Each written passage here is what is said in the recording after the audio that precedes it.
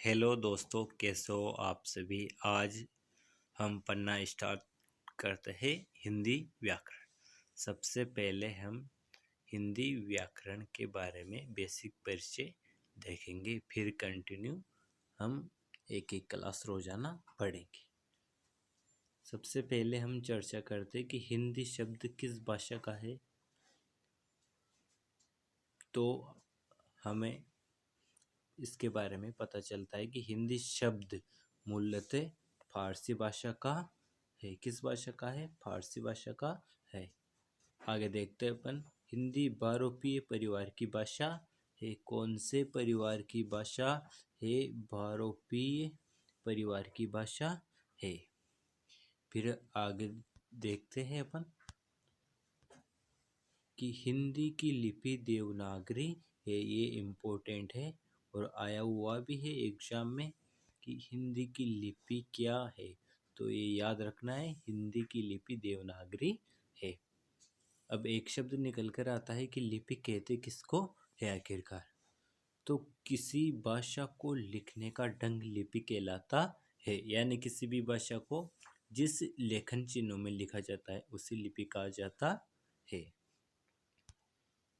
आगे देखते हैं कि लिपि है तो उसकी कोई विशेषताएं भी होगी। तो हिंदी की लिपि देवनागरी है, तो देवनागरी लिपि की क्या क्या विशेषताएं है इसके बारे में हम बात कर लेते हैं कि यह बाएं से दाएं लिखी जाती है। जैसे यहाँ लाइनें लिखी हुई वैसी की वैसी हिंदी लिखी जाती है और ये भी हिंदी में लिखी हुई है। सेकंड विशेषता की अपन बात करते हैं कि प्रत्येक वर्ण की आकृति समान होती है। जैसे इंग्लिश में देखते हैं अपन तो कोई वर्ण छोटा होता है, कोई बड़ा होता है, लेकिन हिंदी में सभी वर्ण समान होते हैं। जैसे आ, के है, खे है, ये सभी समान है। इसके अलावा थर्ड विशेषता की अपन बात करते हैं कि उच्चारण के अनुरूप लिखी जाती है। अर्थात जैसे बोली जाती है वैसे ही हिंदी लिखी जाती है।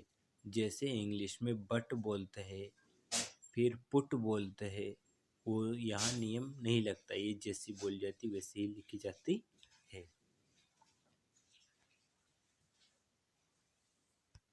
आगे चर्चा करते हैं अपन कि भाषा किसे कहते हैं।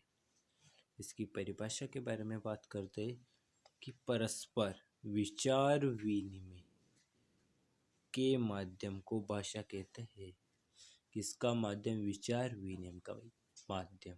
यानी दो व्यक्ति आपस में बातचीत कर रहे होते तो वे कोई न कोई भाषा प्रयोग में ले रहे होते हैं। आगे देखते हैं कि भाषा के दो रूप होते हैं। पहला मौखिक भाषा, दूसरा लिखित भाषा। मौखिक भाषा जो हम आम बोलचाल में प्रयुक्त करते हैं, और लिखित भाषा यानी जिसको हम लिखते हैं कागजों में, उसे लिखित भाषा कहते हैं। आगे हम पढ़ते हैं कि व्याकरण कहते किसको है।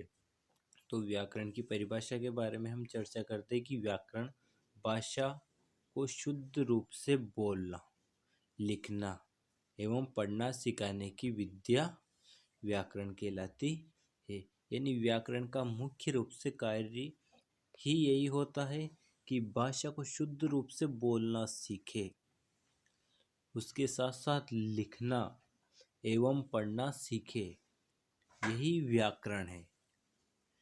आगे देखते हैं कि वर्ण कहते किसको है। वर्ण की परिभाषा के बारे में बात करते हैं कि वह वर्ण जिसका विभाजन नहीं हो सकता। विभाजन से आशय है कि जिसके टुकड़े नहीं कर सकते, वह वर्ण कहलाता है। फिर देखते हैं आगे कि वर्णमाला क्या है। फिर तो वर्णों के क्रमबद्ध व व्यवस्थित समूह को वर्णमाला कहा जाता है। अब आगे चर्चा कर लेते कि हिंदी वर्णमाला में कुल वर्ण कितने हैं। तो हिंदी वर्णमाला में कुल 52 वर्ण हैं, लेकिन हिंदी वर्णमाला में मूल वर्ण 44 ही है, जिनमें 11 स्वर व 33 व्यंजन होते हैं। अगले वीडियो में हम वर्णों के बारे में बात करेंगे वर्णमाला में, जिसमें स्वर और व्यंजन होंगे। अगर आपको वीडियो अच्छा लगा है तो लाइक एवं सब्सक्राइब जरूर करें। मिलते हैं हम अगली क्लास में।